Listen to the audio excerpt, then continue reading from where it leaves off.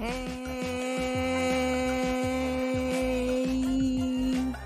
and welcome. Yes. Hey, and welcome, you guys. I hope that you can hear me okay. Before I get started with this video, let's do the things at the bottom of the screen. Please remember to like the video, leave a comment in the comment section, subscribe if you haven't already, turn on your notifications, please. And thank you. And stick around to the end of the video also, because it helps with your girls' retention time. We're trying to get these numbers up. You know how YouTube do. It's moving. Okay. I just wanted to make sure, guys, I'm going to do this one off camera. So apologies. Getting a video done during a work week is a beast for your girl. But I want to get caught up and be prepared for episode 3, so I can get this out in a timely fashion. I'm gonna talk and think and talk, and then I guess I'll give you guys what I come up with at the end of the video in terms of episode 3. So we're here for College Hill, the Celebrity Edition, season 3, episode 2. Where's my mother effing baby? Okay, we getting started early with the drama, early. Okay. And from that title, you know that good old baby Bianca is about to go missing and Saucy about to have a fit. So we pick up this episode right where we left off the last one, with Carlos saying that homelessness is a choice and not his problem. Again, hella problematic. Let's talk about it. So he says he gets that people want to save the world. He is just saying it's not up to the people to do. And it looks like the professor is not really saying anything. And at first I was a little confused as to why, but we're going to find out in a few minutes. So meanwhile, Tamar is worried how they are going to write this bill. Now that would be me. Let's not worry about that. Let's worry about how we're going to get it done. We ain't never written a bill before. Now, certain things, I don't want to say are common sense, but certain things I feel like are going to come more effortlessly. But writing bills, again, never a poli-sci student, so I know it probably will be a struggle for me, although I'm sure there's a format to it, but I digress. Angela says homelessness does not mean that you're on Skid Row. Miss your mortgage for 3 months, and well, you know the rest of that. We start talking about, how during the panorama, people lost their housing. She says in her confessional that she had her car repoed back in the day, and essentially it can happen to anyone. And so she's had enough, so she kind of gets up and leaves the class. Now, mind you, the class was already over, and she verifies before she goes. She's like, class been done, right? Oh, okay. And I said, baby, the struggle is real. Like, I won't get into no personal details of the stuff that I've been through, but let's just say I can understand. So once she leaves out of the classroom, which is why I guess the professor didn't say anything, is because the class was already over. The professor kind of follows suit and gets his behind out of there. So now they head up to their next class, which is Introduction to Converged Media Writing, I believe. Get down in the comments and correct me if I said that wrong. And they're going to do a drill. Now, that first drill is going to be to pair up and discuss what stories that are told about you and how that narrative is false and what legacy that they want to leave behind. And the purpose is to understand who we are, how people see us, and to shape our own narrative. And I thought this would be a great thing since they're celebrities. Now there are other students in the class, so I guess it does pertain to them on a smaller scale, but I thought this was like the perfect exercise for the celebs.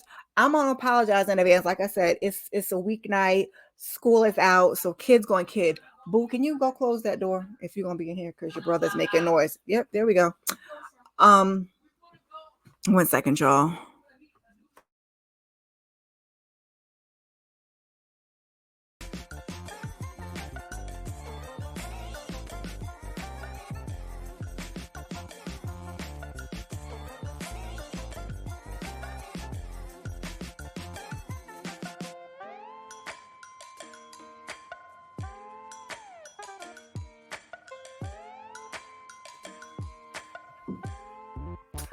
Okay, guys, pardon the interruption. I hope that you can hear me. Pardon that break. I hope that you can hear me. I hope that you took a moment to like the video if you haven't already, or leave the comment, or if you want to reserve your comment to the end, that's cool too. So, like I said, I thought this was a good exercise for the group to do. So they kind of break it into pairs. Like I said, we got Carlos and Tamar. Now, again, there are other students also in the class, but these are the focal points. So the perception of Tamar is that she's problematic and dramatic. And he says that, he knows her. He knows that that's not who she is.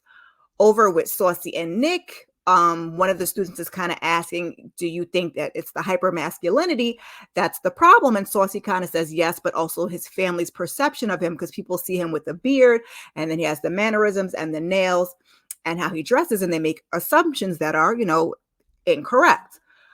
Over with Claudia and Angela. Angela's like, Claudia, I'm gonna let you go first. Now that was kind of to let us know where her head was at. The perception of Claudia is that she's messy and a mean girl, and she doesn't see it. Now she says her friend can do and say those things and she'll get blamed for it because she's in the public eye, and this is the reputation that she has. But she also says how people like to report drama more than they do like charity in the headlines. Like, what is a headline if you're going to put that, I'm donating dresses and things of that nature? And I get that. Her good buddy Charlemagne does say, I forgot how the saying goes.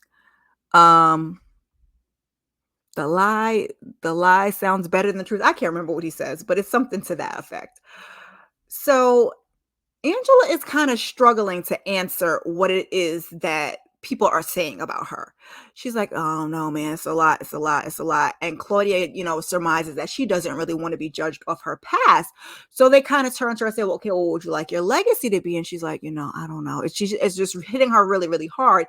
She says she's kind of still trying to figure it out, but the exercise is really, really getting to her.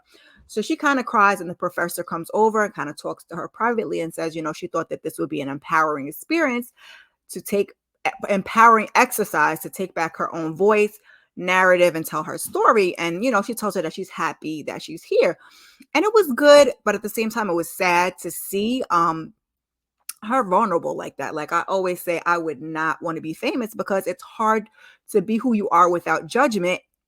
That is false, which is kind of what this exercise is about.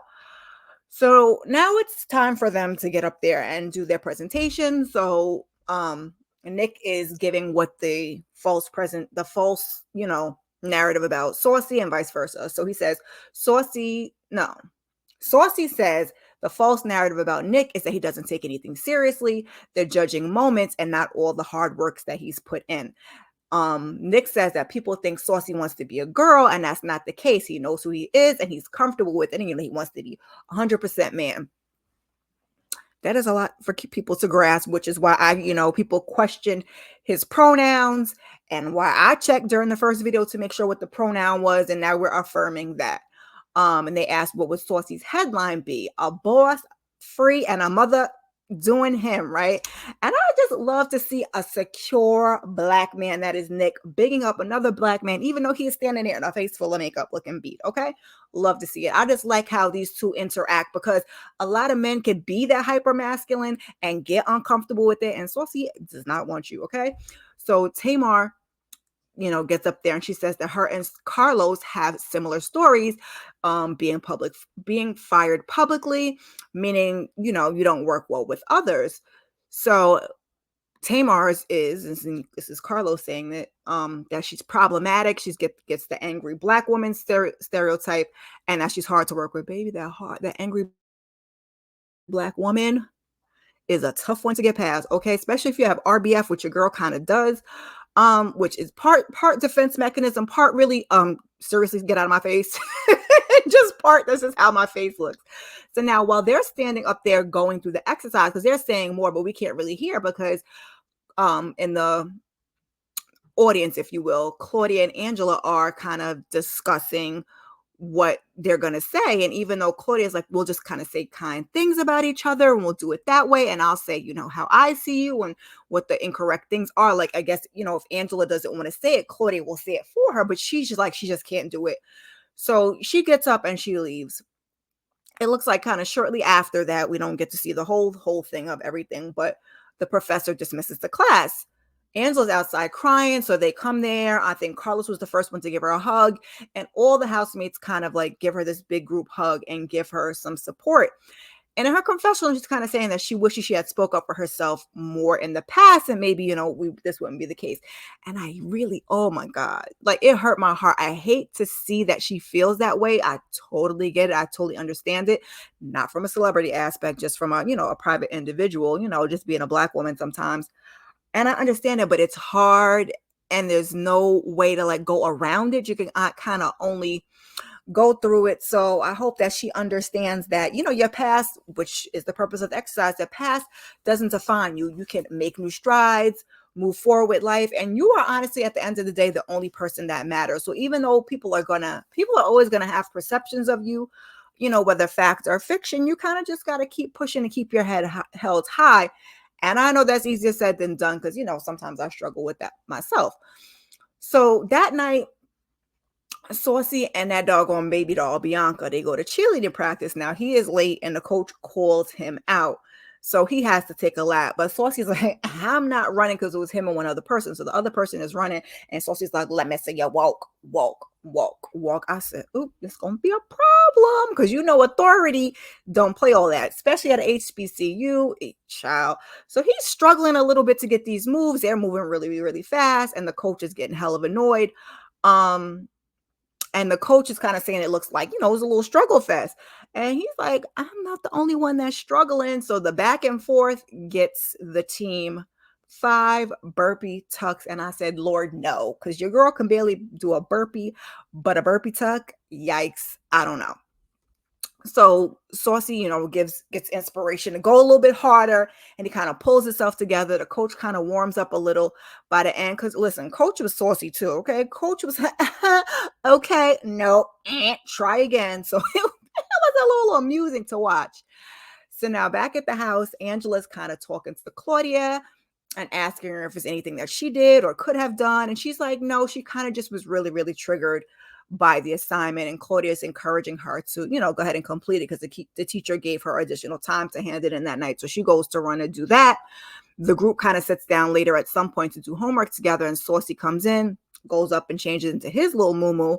And as they're working, like, Saucy is over all the work. He's like, I can't. And they're like, come on, you can do it. He's like, I can't. So he leaves baby Bianca on the table and goes up to bed. Now he yelling in bed, Alexa, because I don't think I got no Alexa in this room, but Lord knows, turn off. The lights is not turning off. So then after screaming 11 times, and then you can hear him downstairs, the lights kind of start to flicker. He's like, oh, Tamar, the lights is flickering. So now we see all the time where Saucy has been, that they only been there like 2 days at this point, I think. But we see all the times that Saucy has been, disrupting folks. And I said, child, all that jumping and cheering, he was sweating, had him tired. I said, what time is he in the bed? Hold on, I'm not going to hold you. I'll be in my bed too. So now it's time that they kind of start to work on this bill. And we find out that Nick has a mental health program. He says one of his brothers was, unalive due to, gun violence. And the other brother kind of struggled with it. And he says, when he runs away, he's often on the streets, and if it wasn't for him, Nick, that is, he would look like just a regular homeless person. So, Carlos is kind of saying in the confessional that he'll give the assignment a try because of Nick, takes it very seriously, but he hasn't changed his mind, and we're going to see that later. So Claudia noticed that Saucy done left his baby, and her and Carlos decide to hide the baby. They hide the baby. They live a note. And at first, it's all good fun and games. Nick kind of see them doing something. He don't want no parts. He go the other way. So the next day, when they're getting ready to go to class, Saucy cannot find Bianca. And as he's looking, Claudia's like, oh, I think I kind of regret this decision. But she hopes it doesn't cause problems for them again, because like we discussed in episode 1, they've had problems with interactions before. So when Saucy is asking Carlos like, what baby? Who baby? Last time I seen the baby was with you. How am I see the baby? And you got the baby. He kind of like playing it off. So Nick is like, let me go help look for my niece, Bianca. So they looking for this baby. Tamar's like, listen, we gotta go. She's trying to help look for the baby a little bit, but she's like, at the end of the day, we gotta get to class. Like, we can't be late. Tamar don't play all that. So Saucy's like, I'm not going. He's just laying in bed. Like, I'm gonna just say it's a family emergency. So Claudia is kind of trying to talk to him, and she feels bad, but she don't say nothing. I would have listened. Me, I can't do no guilt like that, because they just left him there and went to school. I'd have been like, listen, it was a joke. I was trying to be funny. Look, the baby's in the closet. Can you like pull yourself together and let's go? But she didn't do that. So they had a new class, and it's called Louisiana Unmasked, where they're going to talk about Mardi Gras, slavery in Louisiana, and how it relates to today. So she, kind of notices, the teacher kind of notices Saucy's missing, and Tamar's like, someone played a game on him, and it was just too much. And I said, yikes. I mean, she was telling the truth. So they're talking about clubs, and we get a brief history on the Zulu Club, how it started and why, when it was founded in 1909, how they were mocking the white elites during segregation. And currently they're trying to return to the community roots. Now they let the whites in, or they integrated in the 1970s, and they also do blackface, and they feel it to be traditional, not derogatory. Now Tamar understands this, but Claudia kind of got an uncomfortable feeling with it. She said she's experienced it at Mardi Gras, and at first she was like, is that white people's under there? And it was, and yeah, it's a no for me also. I don't know. I wouldn't be comfortable with it either, even understanding the tradition of it. Yeah. And I think Bonzi Blue, who's a huge YouTuber, is Zulu. No blackface though. Never seen her no blackface. I've seen her in some Mardi Gras stuff. But shout out to all the New Orleans YouTubers like Bonzi, Watch With Me, LB, one of my favorite subs, Derry B. I'm trying to get to New Orleans for Mardi Gras next year, y'all. Wish me luck. So now they're going to be going to Mardi Gras, because they're there during Black History Month, and that's, we all know that's February, and that's when Mardi Gras was this year. Next year is going to be in March. So they're going to go and they're going to take pictures with the locals and get their story, which I think is totally awesome. But Taylor, I'm like, I don't want to do Mardi Gras. Like, she don't want to do it as a class experience. She want to turn up and get, So like, okay, so it looks like they're on like a little bit of a lunch break or something. It's 2 p.m. and Saucy finds that doggone baby in the closet with the note, and he FaceTimes the group. So Claudia is like laughing, and Saucy's like, oh, you want to turn into bad girls club? We could do that. Tamar's like, no, ma'am. Like, I didn't touch your baby. I don't touch your stuff. I don't want nobody touching my stuff. And Saucy is persistent, like, that baby was in the bed with me. No, Saucy, the baby was not in the bed with you. You got to go back and roll that beautiful being footage. So, I can't remember. Somebody said something in the background and Nick started laughing, and Saucy didn't like that. So Tamar's like, all right, grab the baby and come to class. Carlos in his confessional says, like, I ain't admitting to nothing. I'm like, y'all are dead wrong. So back at the house, Saucy don't ever come to school. Like, that just messed up his whole day. So he kind of phones a friend, and they're like talking about, like, the friend's like, oh, you home by yourself? Like, there's nobody to turn up with, nobody to have fun with. And they're like, he's like, nah, not really. He's like, the friend is like, no, I know Claudia's all churchy. Where did you get that from? Where did you get that from? Like, I would have gave you stuck up or bougie. Like, where you get churchy from Claudia? But okay, friend. So she's like, no, she's not churchy. And he says, I like her. And I was like, oh, that's not going to be so good next episode. And then he's telling a friend the story of the missing baby. I said, Saucy gonna give these folks hell. And that's essentially what he was telling a friend also.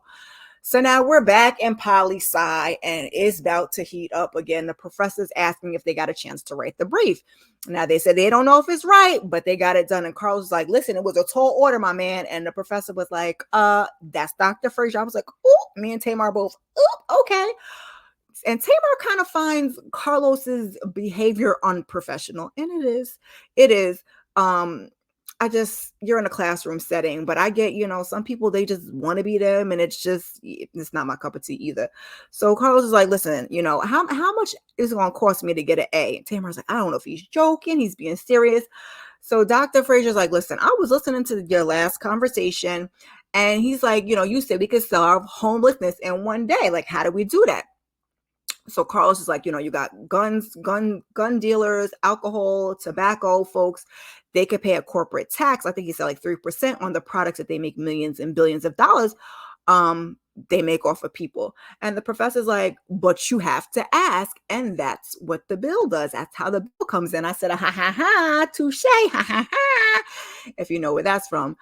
So Tamar asked, listen, how do we, like, Tamar, like, she taking it all in, but she's on task. We can say what we want about Tamar, but Tamar's on task at how to get the thing done.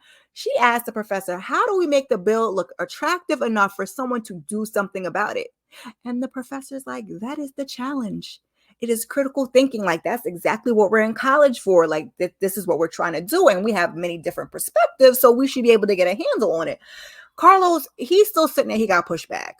And Carlos is like, listen, like I really, really care about this cause. Like, she's trying to get him to cool down. She's like, say you bought this brand new home and it's beautiful. And then by circumstance, somebody becomes homeless. And now they break into your home and it's a problem. And Carlos was like, I got something for him. And I was just like, that's not what we're getting at. But this is the energy that Carlos was on. Carlos was on this energy and he was not being moved from it. So nothing anyone is saying to him is getting through. He said a whole bunch more stuff. I didn't even take notes on it because at some point I was even getting frustrated. So Nick makes a comment like, oh, they can't do nothing else but be homeless to him. And Carlos tells him to shut up and dribble. I said, yikes. How fucking rude is that? I get that you're a comedian, but something struck a nerve, something struck a chord, because there was no reason at all for him to speak to that man like that. Like, Nick just be chilling. He don't bother nobody. He remind me of somebody in the face. Lord help him. But in terms of, we ain't gonna talk about his whole personal life because he was a lot on that on a relationship show with his ex, his child's mother, whoever she is to him now. He was a lot on that. But like, just as an individual on this show, he seems cool. We're gonna give him that. So a few minutes later, like, because we still going back and forth. Carlos is talking and talking and talking. And Nick is like, telling him, like, let the professor talk. And Carlos is like, shut up. And he hops up like he's like in Nick's face. And Nick, I guess, went to move his hand. I think it was Tamar that grabbed him, like, ooh, it just almost got physical. And in his confessional, Nick is kind of saying like he decided to be the bigger person. He don't want to get kicked out. He want to, finish the experience. So he had to kind of like just chill out and let it rock, because that's the big dude. So if he hopped up, he was even saying like, I don't even know how somebody with like a size 5 shoe like got all that animosity, all of the things. So as the class is being dismissed, the professor's like, Carlos, let me holler at you. Because Carlos is about ready to drop the class. He was like, oh, I'm done with this. So he's telling him, like, listen, we have a class decorum and we need to respect each other. That's my whole thing. Like, you can have a difference of opinion. We have debate classes and things of that nature. And it's like, it's fine, but let's do it all in the scope of respect. They're in the car and they're like about to leave him in anyway. And Angela's like just going on her confessional about how she doesn't like his energy. And for sure, I get what she's saying. So they're like, oh, let's leave him and head home. So they doing all of that. They go home, we go back to the house. And he's still talking to the professor, calling Nick all kinds of stupid. It like, that word stupid just really bothers me. And I was just like, and the professors kind of tell him like, you could be the opposing view, teaching, telling him to be optimistic and things, because he's trying to get him back on the right path. Like, that's the professor's job, to get part of their job, to get control of the class when things like that happen. So he's trying to get control, because like, how can I run a class and you just sitting here, whatever. But Carlos is basically like, oh, since pre-K, like, if I gotta say something, I'm just gotta say it. I gotta be who I am. And like, and if I don't say it and it don't get out, like, it hurts me inside. I said, I feel like my son is like my son is like that, and he's a child. I'm like, you don't have to say everything you feel. Like, I'm working at that as an adult too. Like, sometimes it's best just not to say it. So anyway, back at the house, Nick goes to check on Saucy. He's like, yeah, Saucy, my boy. But Saucy is still mad. He's like, you over there laughing like I ain't fooling with none of y'all. Claudia's over there feeling bad. She didn't think that he'll be that mad. Like I said, I would have let it go as soon as, like, we're not missing class over this baby doll. That was kind of on Saucy, but as the joker, I would have been like, enough is enough. And they kind of want to talk about it when everybody gets there, because Carlos hasn't got back to the house yet. So Saucy started asking, Tamar, is it you? Tamar's like, no, it wasn't me. He's like, okay, so it's not Tamar. He's about to start asking around. He's mad, but that's essentially where we end the episode. So we're going to get into this Bianca Gate more in episode 3, where we are also going to get, I guess, Claudia admitting it. It looks like some more heat from Carlos. It's going to be good, though. It's going to be a good season, y'all. I'm not sure how many episodes there are. We are going to try. Hold on. Let me see if I can do this successfully.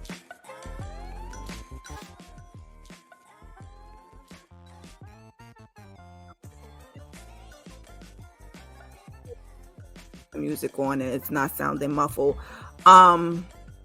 I'm not sure how many episodes we're going to get this season, but it looks like this season is going to be good, y'all. And I'm here. I'm on board. I know sometimes the show can get a little from previous seasons, but we're gonna stick beside it and get through. We wrapped up the Never Ever Met.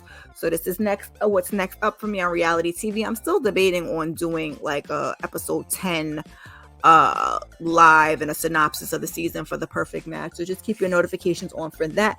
If you are interested in reality TV, also feel free to check out my Power Book 2 recap if you're into that. And like I said, just browse around the channel and see what you like. Show your girl some support.